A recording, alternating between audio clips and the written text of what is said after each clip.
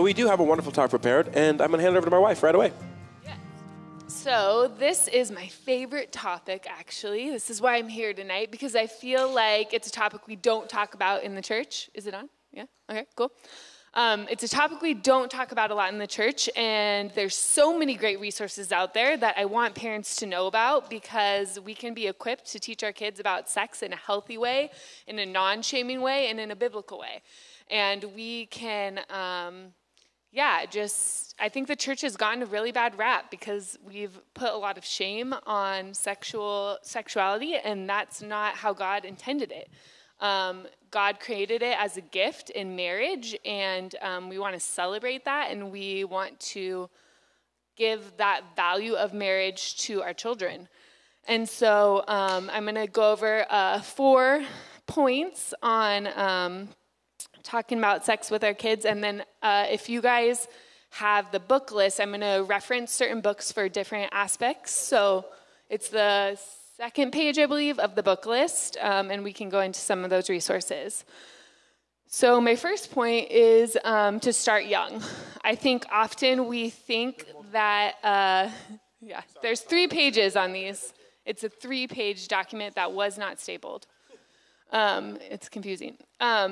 So point 1 is starting young. I think often we think that if we are talking about the topic of sexuality with our kids, that we're going to take away from their innocence, but instead we are actually becoming the main influence and giving the first messages, which are the most potent to our children. And parents are the best teachers, right? And we live in a culture where sex is being talked about everywhere, yet it's become taboo in our own homes, right? And in the church, where we should be speaking about this frequently and regularly.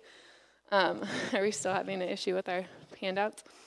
If you're not talking about sex with your children, someone else will. So starting young is not removing innocence, it's actually developing appropriate biblical messages around topics. And so the books I wanted to talk about for young children, and you can start as young as like 3 and 4. We already start reading these books to our kids. One of the main ones is A Child's First Book About Marriage, and this is talking about the value of what does a healthy marriage look like, which is really the precursor for sex, right? The next one is God Made Babies, and this is a very young introduction to sex, and it's not going to go into intense detail. It's just going to give a very age-appropriate information for a child at a young age, like I said, 4 or 5, just the beginning questions, like where do babies come from? And then the third young children book that I recommend is Elephants Are Not Birds. This is going to talk about gender identity. And again, it's a picture book, so it's done in a very fun, accessible way for young children. And the last one is God Made All of Me. And God Made All of Me is a great resource to help protect your children against any sexual violence. So it's going to go over what are appropriate boundaries. Who is allowed to touch me? What do I say if someone is trying to tell me a secret, right? All of these things that our children can be exposed to, this book talks about in a wonderful way. And it gives parents words, right? Sometimes we are the ones that are uncomfortable, right? It's really more about us than the kids when we're talking about these things. And so the reason I love books and picture books is it gives parents words.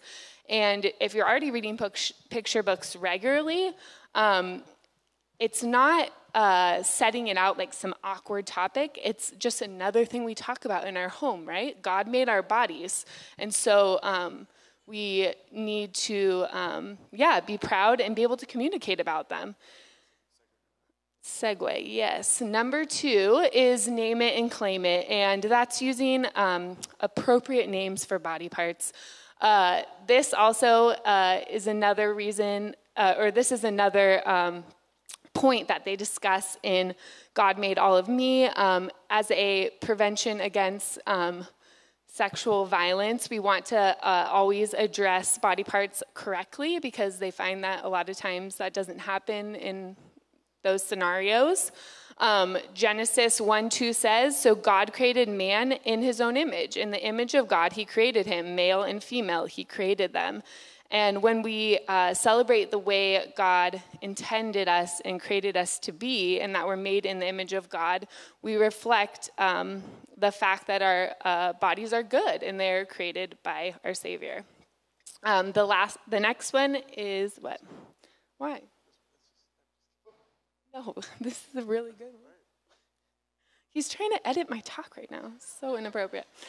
Okay, because I really like that point. I'm going to say, okay, so number 3. Are you doing my slides? Thank you. Say goodbye to the talk.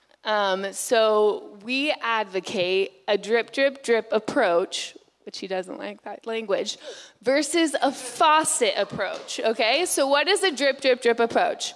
It is small, age-appropriate discussions on sex and marriage and pornography over a long period of time, right? So we're starting very young, we're naming and claiming body parts, and we're slowly giving more information as they get older.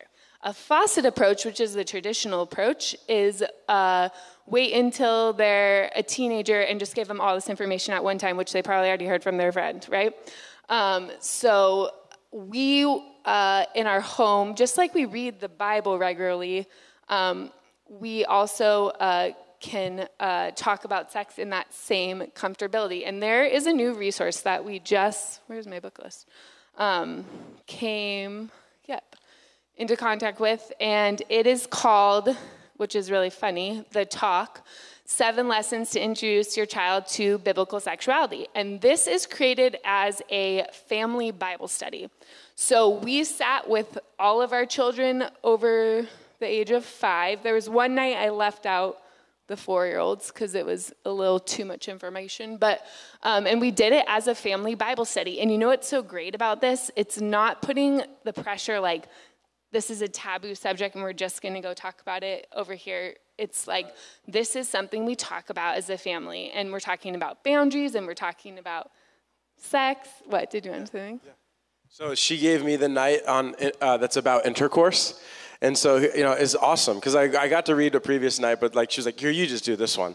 And so all the terms, for intercourse included. And I just like, you know what? To further demystify this thing, I'm going to read the whole thing with a deep Southern accent. And that's what I did. And so I was like, and the women have fallopian tubes. And, this is the point of entry and exit, just like the whole beginning and end, full committed in the role. And they're laughing and they're smiling, right? I mean, that was it. It was not a grand intention. I was like, I'm just going for it. Dad's weird, and they're going to get the full weird dad. But they're laughing and smiling, and like talking about how babies are made. And so I just love that common denominator of everything you're saying is you demystify it. You don't make it weird. Don't call bad what God called good. We want to create a safe place to have comfortable conversations around sex. And that starts really early because when we go to them when their bodies are already changing and they're already feeling awkward and we're starting the conversation, then it's already awkward. So we need to start when they're young and they don't have all those baggage and feelings that come with it, right?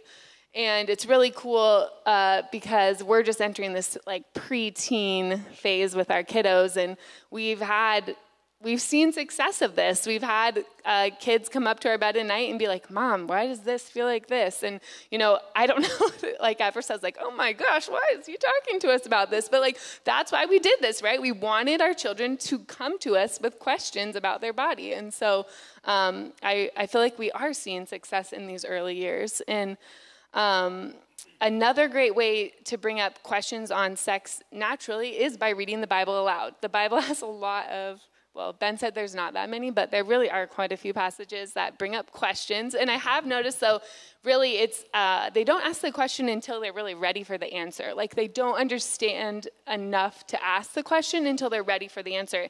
And the Bible actually is a great way to have natural questions about sex come up. Like we've had multiple things like, what is rape? And you can give an age-appropriate answer, right? Like it can be like, a man not respecting a woman's boundaries. You don't have to think that you have to say everything, right? Like we want to show discernment and wisdom about age-appropriate answers, but we also can talk about things with our children, and they're capable of learning these things and learning that they can come to us and discuss these topics.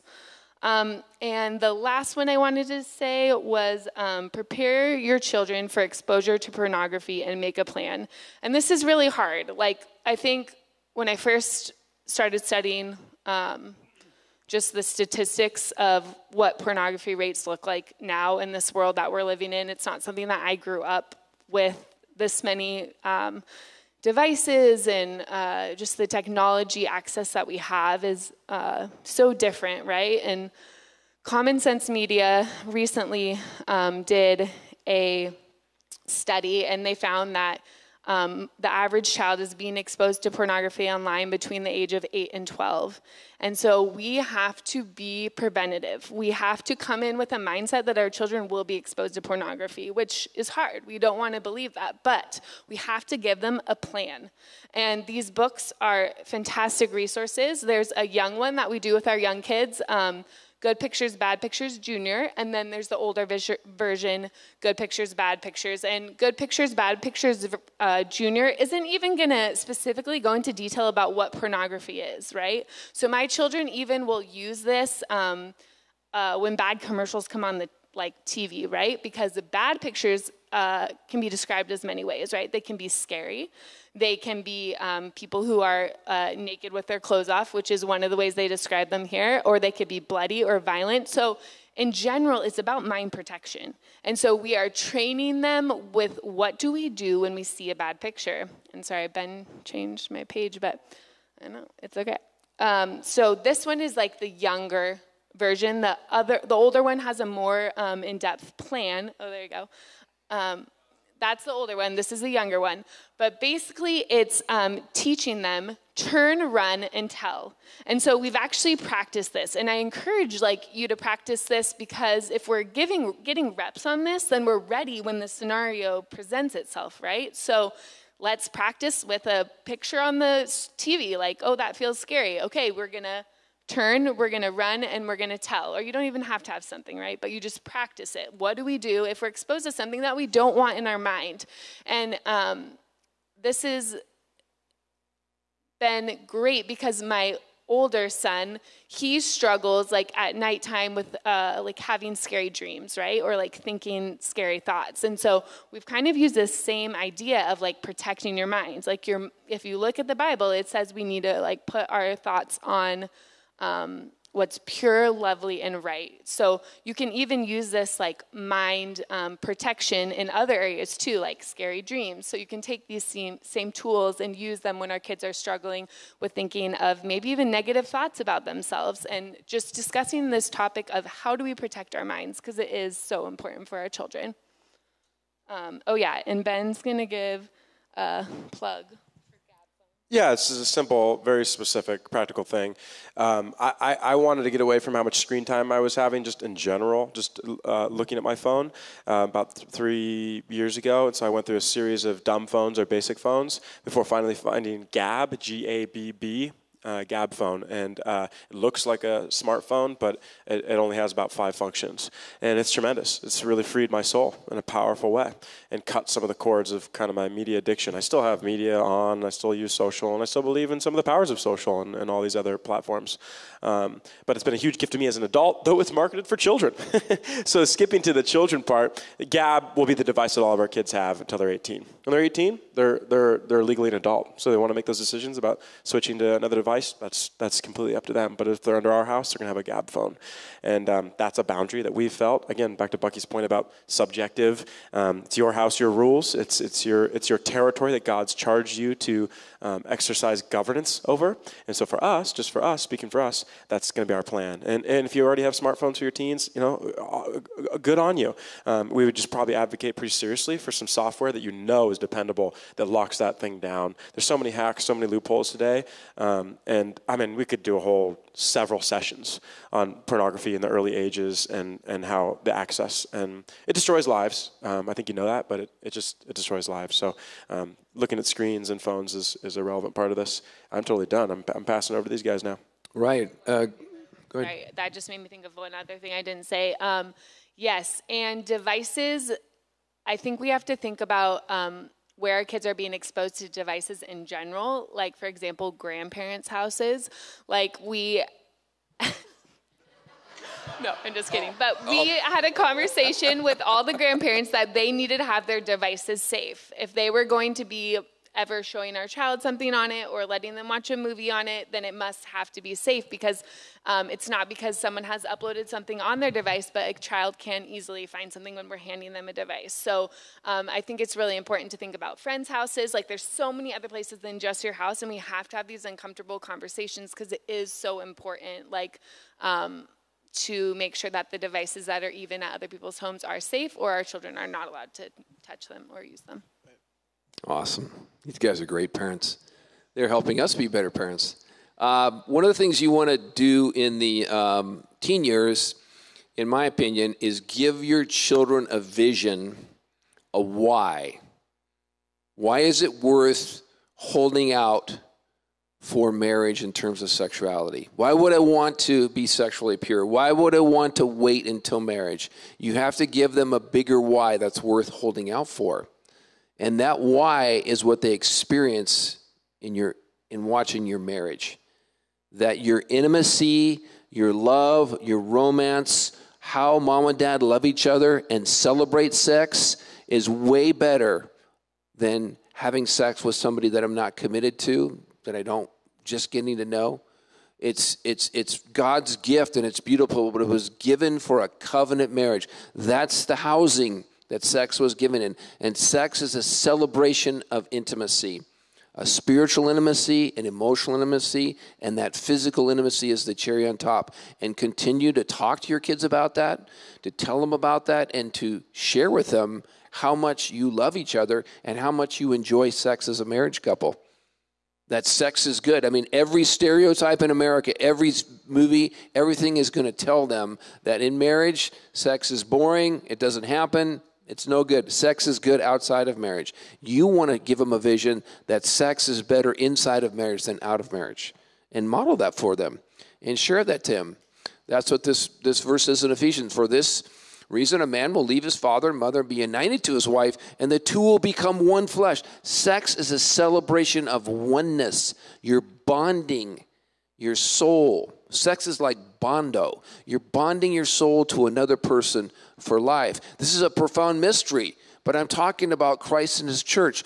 And in that intimacy, the love that mom and dad experience and the emotional connection that sex affirms, we experience actually God's deep committed love for us. You don't get that outside of marriage. You don't get that in just a bodily, biological function, right? You only get that in marriage. And so you give them a bigger why, you talk about it, and you create ways to share that with them. And so that's what we did with our kids. Now, here's the statistics. Most teens have sex in the high school years for three main reasons. Here's the three main reasons why kids are going to have sex in high school. One, because of peer pressure. When they lack a strong spiritual moral foundation, when they haven't been discipled by their parents, they haven't been taught about the Word of God and why would it be important to hold out, that teen pressure becomes powerful, and so they conform to what everybody else is doing. Okay? They don't have a sense of morality. They don't have a conscience in that. The second one is emotional neediness.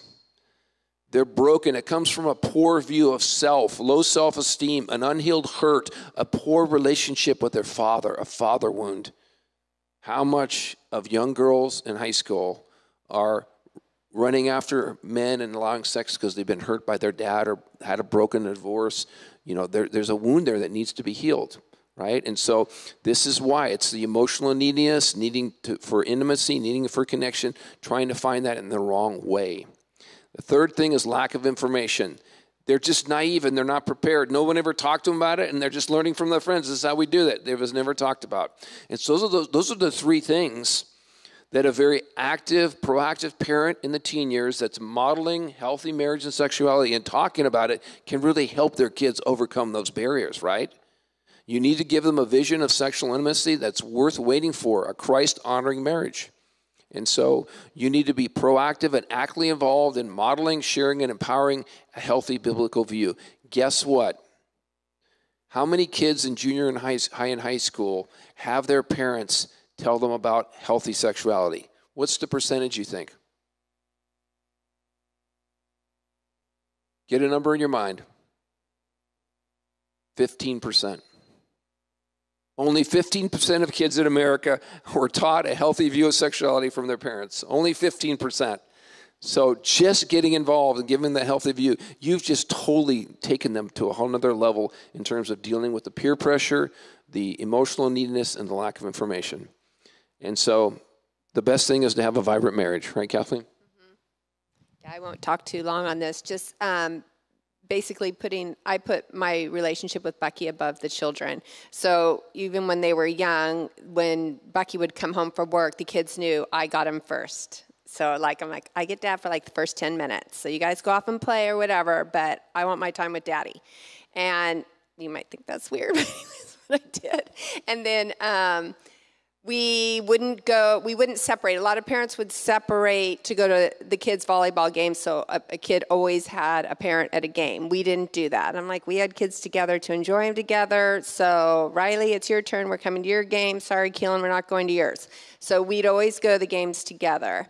And then just dating was a big deal for us. We would always make sure we dated. My mom would take the kids overnight, like once a week. And so I just think we modeled that our relationship was very important. And then when they were older, then we openly talked about, okay, the door is shut, the sock's on the door, leave us alone. We're, having fun. And they'd say, oh my gosh, Mom, that's so gross. Why do you tell us that? You want your teens to know that you're having sex and you're enjoying it. Because they know their friends are having sex and enjoying it. You want to say, hey, we're enjoying it in a marriage and it's worth holding out for, right? So you want them to know that. It's important that they know you have a vibrant marriage. And so you want to stay close to your kids. You want to stay emotionally connected, especially if you're a father with girls, that those hugs, those affirmations are so important during the awkward teen years, affirming, dating your daughter. You want to teach your boys to respect and honor mom, right? And to be a gentleman. How do you teach your son to be a gentleman? How do you teach him to pull the chair out, open the door, respect mom, honor her, set those healthy boundaries about honoring a woman? These are things that dads and moms need to teach their kids. They're preparing them for dating and the appropriate boundaries in courtship. And so that's so important. Stay relationally connected. And then when they start dating, we began with expectations. We wanted to meet the boy or the girl. If you're going to date somebody, we're going to meet them.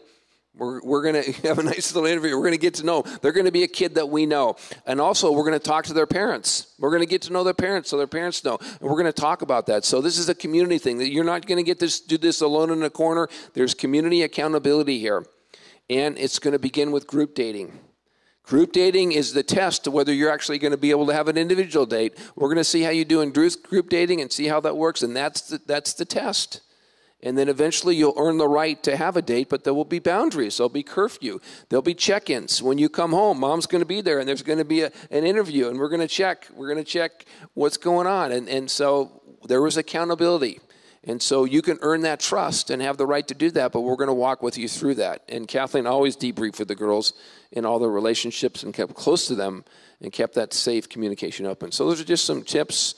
And you're not going to leave a teen alone in the house without supervision, right? Hey, go in the bedroom together. Oh, it's okay. We know there's supervision. They always know there's adults close. The door's open, those things. There's always an accountability so they know that you're watching over them and helping them with those boundaries.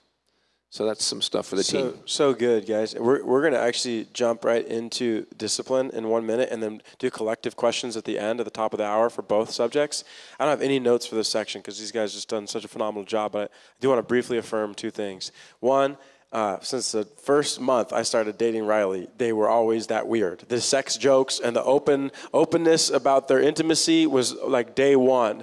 And you know what? We would laugh about it for many months and many years, but I'll tell you what, their value of it was contagious. And it's been a generational blessing for us now. I never could have guessed that. I just thought it was a weird, funny joke.